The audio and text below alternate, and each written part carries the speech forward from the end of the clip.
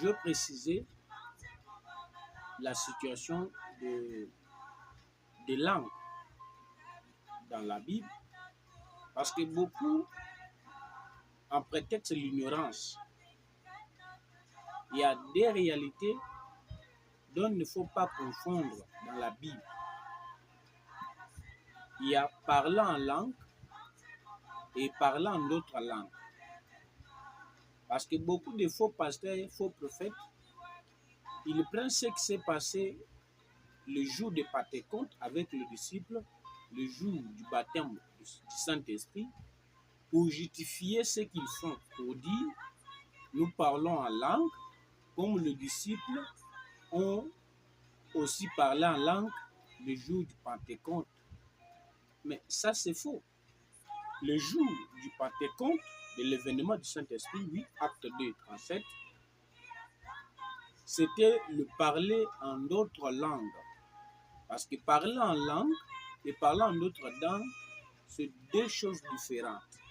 C'est-à-dire, parler en d'autres langues, c'est parler des langues connues, parler vernaculaires, c'est-à-dire, ce sont des langues connues des hommes, pratiquées, parlées. Mais cela est poussé par le Saint-Esprit. C'est-à-dire, quelqu'un qui ne connaît pas l'anglais, il parle l'anglais. Quelqu'un qui ne connaît pas l'ingala, il parle l'ingala, mais poussé par le Saint-Esprit. Pas par la connaissance, comme les autres le pratiquent. Ça, c'est parler en d'autres langues. Et les langues même parlées par les disciples ce jour-là sont énumérées. Et les témoins étaient dehors, qui entendaient et qui affirmaient, qui s'étonnaient même de ce qui s'est passé le jour du Pentecôte. C'est parler en d'autres langues. Maintenant, parler en langue, Paul a bien expliqué ça en Matthieu, plutôt en 1 Corinthiens 14, à partir du verset 28 et suivant.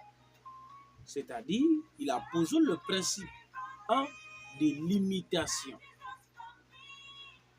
C'est-à-dire, ceux qui doivent parler en langue doivent être au nombre de 3 ou plus. Donc, si vous dépassez, ce qui veut dire que ce n'est plus l'esprit du Saint-Esprit, c'est-à-dire, ce n'est pas le Saint-Esprit, ce n'est pas l'esprit du Christ qui vous anime, mais c'est notre esprit qui vient tout droit de l'enfer. Ça, c'est un.